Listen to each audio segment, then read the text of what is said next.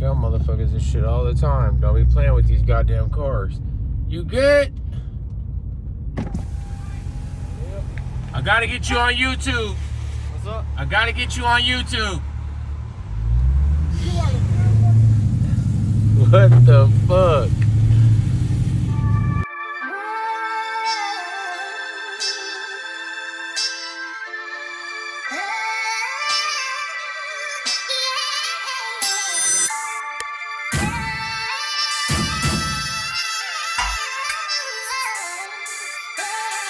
Ricky made that track.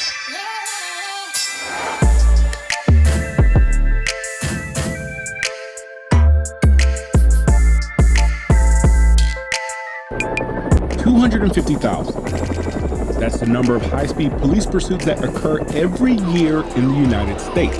No other country on earth comes even remotely close.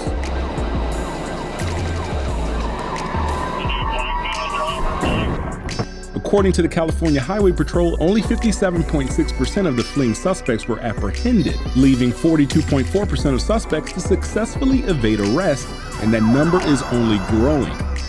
A huge contributing factor to these successful high-speed evasions is the ever-increasing gap of outright top speed and performance of suspect vehicles when compared to the run-of-the-mill patrol vehicle. There's a common theme amongst these seemingly uncatchable cars, though, a sort of recipe that makes them an absolute pain for law enforcement to catch.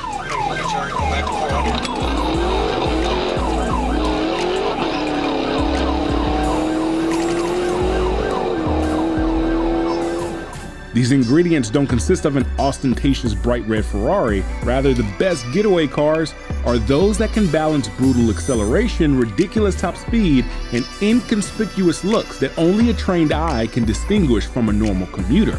And they even have a name for it thanks to the British, who almost banned their very existence. On this episode of Explained, sponsored by Surfshark, we will take a deep dive into the rise of the super saloon and how it became the preferred method to evading authorities around the world. Historically, where you find organized crime, you will also find fast automobiles used to evade authorities. The 18th Amendment of the United States Constitution, which began the Prohibition era of the 20s and early 30s, made the manufacturing, sale, and transportation of intoxicating liquors illegal, which gave rise to bootleggers who transported moonshine from rural parts of Appalachia and imported liquors from Canada with hot-rodded vehicles to evade law enforcement.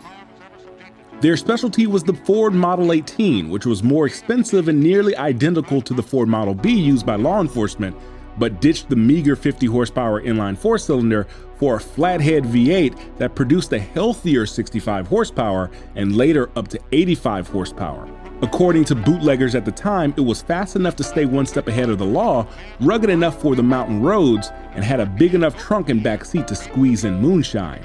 This clear advantage of power, cargo space, and durability, combined with a skilled driver, made the Ford Model 18 the desired getaway car amongst moonshiners and bootleggers, and even bank robbers like Bonnie and Clyde. This recipe of a bare-bones four-door sedan with a higher output power plant, a heavy-duty suspension, and braking components would be emulated by Ford and Chevrolet into police packages and sold directly to departments across the country. The 1954 two-door and four-door, for example, was offered with a police package that included an exclusive engine, the Interceptor engine, with more displacement than the standard flathead V8. The clutch, the alternator, the oil pan, the battery, and even the tires were beefed up to withstand 24-hour duty and became a hit amongst veteran drivers and police officials. By 1956, General Motors and the Chrysler Corporation would follow suit, offering specialized police equipment packages, and sparked an unofficial arms race across the Big Three to build faster and faster police cars. Dodge would end the arms race with their own super saloon disguised as a police car in 1968, the Dodge Polara Pursuit. These were ordered by the California Highway Patrol with the E86 engine code, which meant the 440 cubic inch wedge V8, a 4-barrel carburetor, a special camshaft grind, dual exhaust, and 375 horsepower and 480 pound-feet of torque. The 3.23 rear axle ratio hindered some acceleration performance, but gave the Polara Pursuit a 149.6 mile per hour top speed, which was recorded at Chrysler's test facility in Chelsea, Michigan. The 440 Wedge wasn't the most powerful offering from Chrysler. That would have been the NASCAR-winning 426 Hemi, but the 440 Magnum Wedge, combined with the lower axle ratio, meant even the most powerful muscle cars at the time couldn't outrun the Polaris speed capabilities.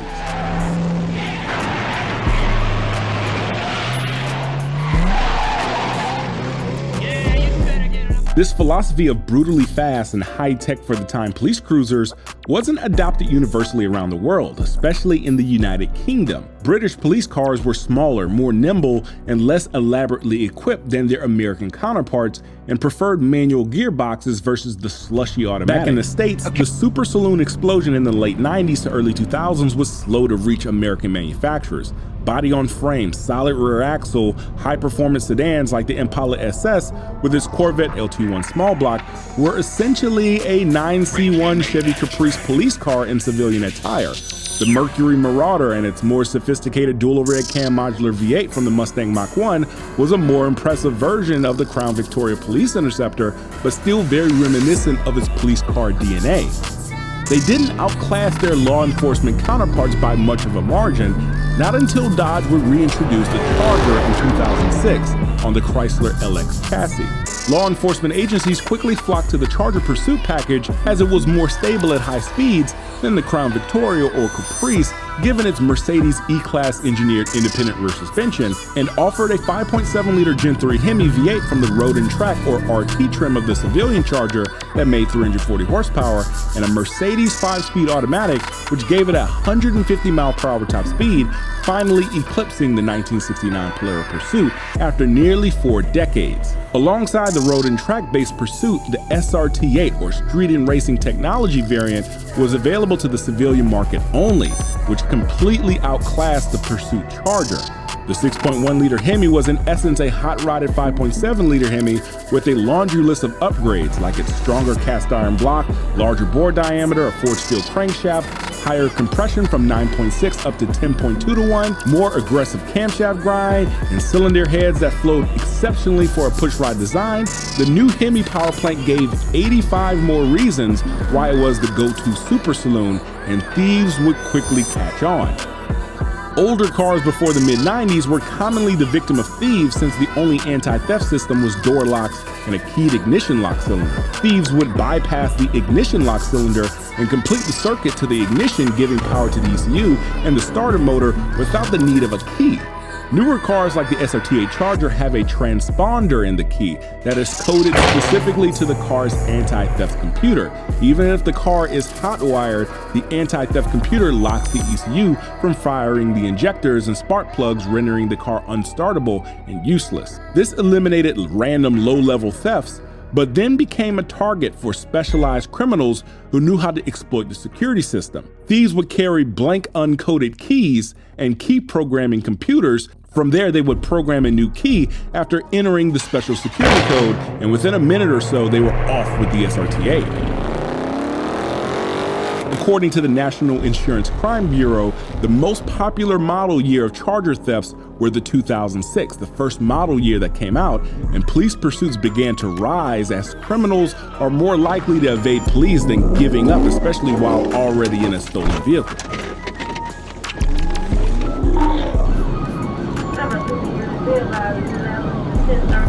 The supremacy of the Charger as the go-to getaway car would only get more and more ingrained as the years progressed.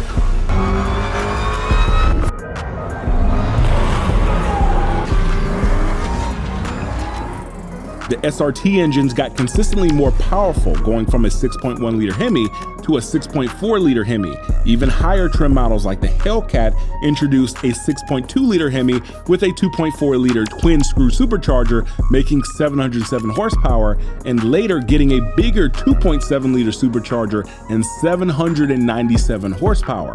All the while, the Pursuit Charger kept the standard 5.7-liter Hemi, and while it did get a power bump from 340 to 370 horsepower, it was completely outclassed by the SRT variants used by getaway drivers.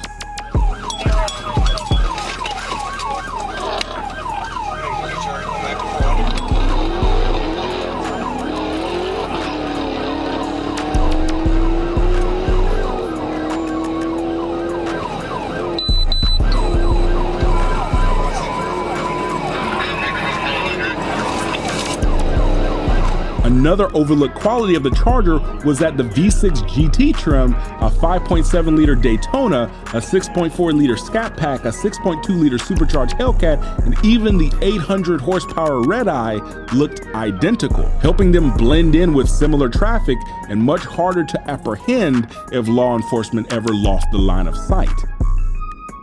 These advantages would be exploited to monumental proportions in an infamous black Dodge Charger in May of 2022.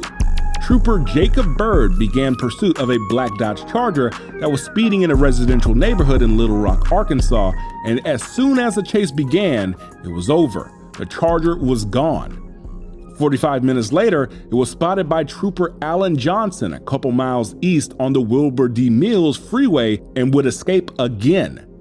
3 months later in August, Trooper Spencer Morris spotted the Charger racing down the highway on the Tennessee-Arkansas border, but the Charger blacked out its taillights and the skilled driver got away once more. 37, about 40, pretty smooth. It's a white Dodge Charger. He's blacked out. Light traffic. A month later, on September 4th, Trooper Quincy Harris tried chasing the infamous Charger in south of Little Rock, Arkansas, but was dusted as soon as it started. Suspecting the Charger, even though it's cladded in RT trim, it most likely had a modified Hemi engine or could even be an SRT Hellcat with RT body cladding to fool the police.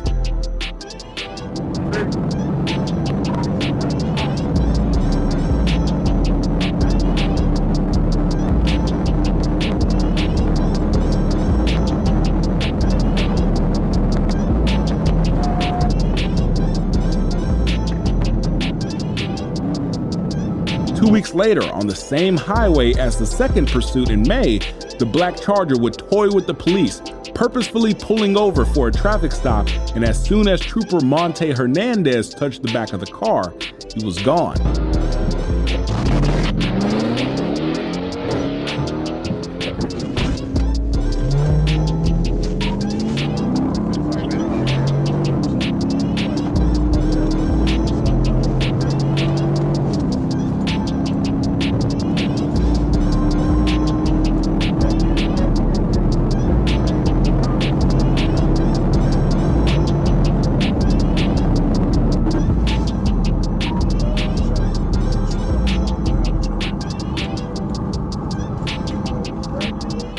As many as 14 chases later, and even a recent encounter in October of 2023, this Charger hasn't been caught and probably never will.